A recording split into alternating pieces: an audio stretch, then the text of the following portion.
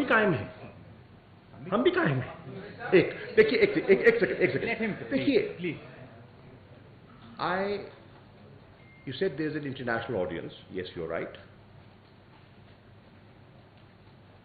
And I have been to schools where English was taught.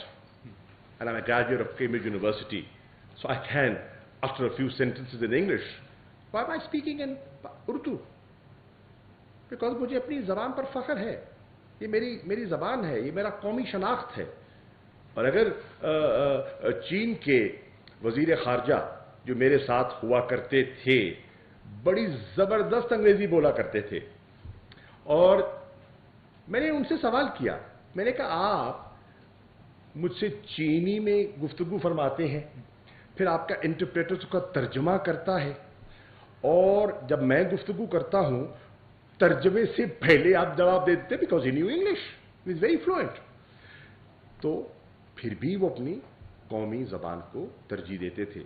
मैं अभी इस पे मैं तो संजीदगी से सोच रहा कि मैं भी फॉरेन सेक्रेटरी से बात करूंगा, पता नहीं ये क्या कहते हैं लोग, ये बड़े तगड़े लोग हैं, हाँ, फॉरेन ऑफिस वाले। लेकिन मैं संजीदगी से सोच रहा हूं कि क्यों नहीं कि मैं अक़वाम मुत्तहिदा के इजलास में मैं कोई अंग्रेजी का मोहताज हूं, मैं अपनी कौमी ज़बान में क्यों ना बात करूं। ये होगा नया पाकिस्तान।